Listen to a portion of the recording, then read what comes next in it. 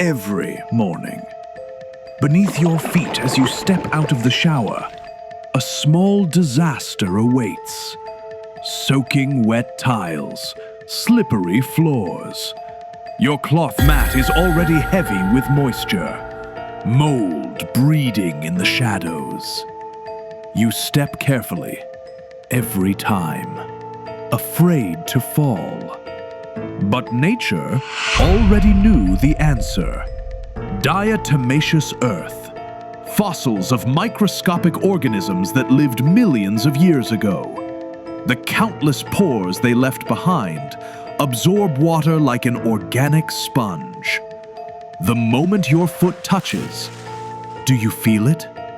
The cold wetness, vanishing instantly. 5 seconds. In just 5 seconds, your feet are perfectly dry. Like walking on desert sand. Where did the water go? Into millions of tiny chambers inside the mat. The Diatomite mat. Magic created by nature.